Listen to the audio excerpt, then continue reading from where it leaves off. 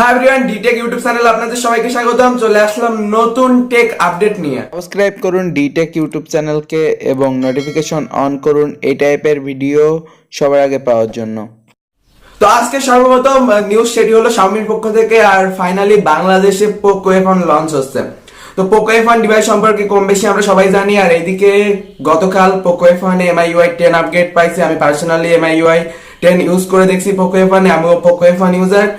তো পোকো এফ1 বাংলাদেশে finally launch করা হয়েছে শাওমির পক্ষ থেকে, আর এটার দাম নির্ধারণ করা হয়েছে 29,990 টাকা, যেটা বেস ভেরিয়েন্ট, অর্থাৎ 6GB র্যাম এবং 64GB ইন্টারনাল স্টোরেজ।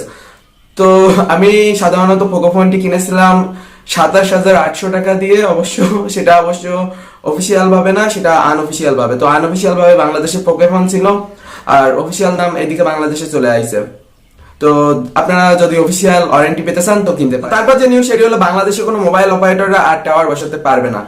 আমাদের দেশের বিভিন্ন মোবাইল অপারেটর, বাংলা লিংক, গ্রামীণ, তারপর এয়ারটেল, এই টাইপের বিভিন্ন রকম অপারেটর ছিল যারা অসংখ্য পরিমাণ তাদের টাওয়ার বাগানে, কাঁঠালে, শহরে চারিদিকে ছড়িয়ে ফেলছিল। তো টাওয়ার তারা কেন বসাতে পারবে না, এর মূলত কারণ হলো কি যে অতিরিক্ত পরিমাণ টাওয়ার বসানো হচ্ছে এবং একটা টাওয়ার থেকে একের অধিক অপারেটররা চাইলে নেটওয়ার্ক নিতে পারছিল না।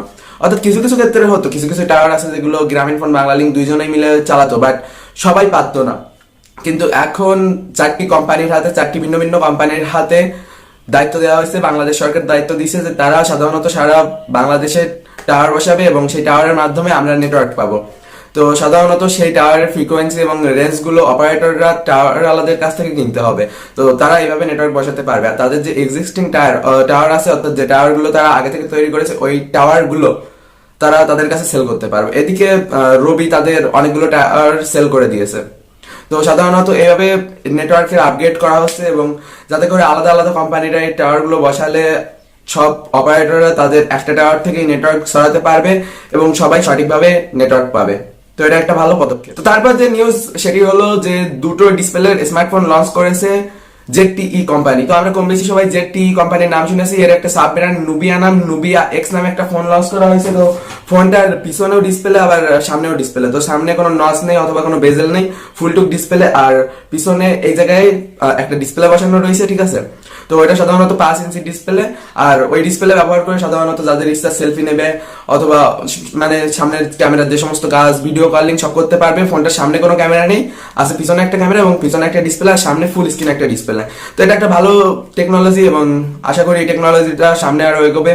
বাট এটা প্র্যাকটিক্যাল কিনা, সেটা কতটা ফিউচার প্রুফ অথবা ফিউচারে এই টেকনোলজিটা অন্য কোম্পানিরা কতটা অ্যাডপ্ট করবে সেটা ভবিষ্যতে দেখা যেতে পারে। আর তার থেকে বড় কথা, এই ফোন বাংলাদেশে কোনোদিনই আসবে না আশা করি।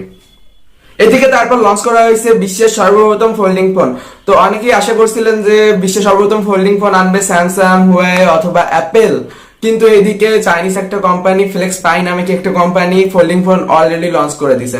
তো সাধারণত অ্যাপেল অথবা স্যামসাং এদের কাছ থেকে সবাই আশা করতেছিল যে ফোল্ডিং ফোনগুলো ভাঁজ করা যাবে এবং ফোনগুলো দেখতে চমৎকার হবে।